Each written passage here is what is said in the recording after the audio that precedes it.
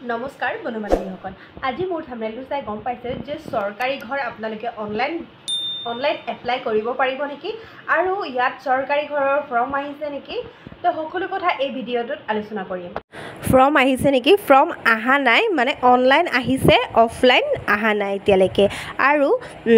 আপোনালোকৰ এতিয়া কিন্তু আৰবান এৰিয়াটো আহা নাই গ্ৰামীণ অঞ্চলতো অহা নাই আৰু এটা কথা কওঁ চৰকাৰী ঘৰ যদি আপোনালোকে অনলাইন এপ্লাই কৰিব বিচাৰিছে অনলাইন একেবাৰে এপ্লাই নকৰিব কিয়নো অনলাইন কৰিলে আপোনালোকৰ কি হ'ব পাৰে ৰিজেক্ট হ'ব পাৰে অনলাইন কিন্তু আপোনালোকে নকৰিব যদি কৰে আপোনালোকে অফলাইনে কৰিব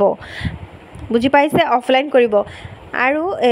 কোড কৰিব গৈ পেলাই আপোনালোকৰ ব্লকত যাব যদি গ্ৰামীণ অঞ্চলত থাকে আৰু যদি আপোনালোকে মিউনিচিপালিটি এৰিয়াত থাকে মানে ধৰক আৰবান এৰিয়াত থাকে তেতিয়াহ'লে আপোনালোকৰ কি হ'ব মিউনিচিপালিটি অফিসত গৈ আপোনালোকে কৰি ল'ব পাৰিব বুজি পাইছে আৰু ডকুমেন্টছখিনি কি লাগিব যে ডকুমেন্টছ লাগিব আধাৰ কাৰ্ড লাগিব ভোটাৰ কাৰ্ড লাগিব ইনকাম সাৰ্টিফিকেট লাগিব পাৰে নালাগিব পাৰে মানে লিখিব লাগিব আইটো লিখিব লাগিব তাৰ পিছত মাটি জবানবন্দী কাগজ লাগিব আৰু যদি আপোনাৰ দেউতাৰ যদি মাটিত কৰিছে আপোনাৰ যদি মাটিত নাম নাই তেতিয়াহ'লে নো অবজেকশন সাৰ্টিফিকেটটো লাগিব বুজি পাইছে মানে এফিডেভিট এটা লাগিব যে আপোনাৰ মানে দেউতাৰ কোনো অবজেকশন নাই বুলি যে মাটিত ঘৰ বনাব পাৰিব বুলি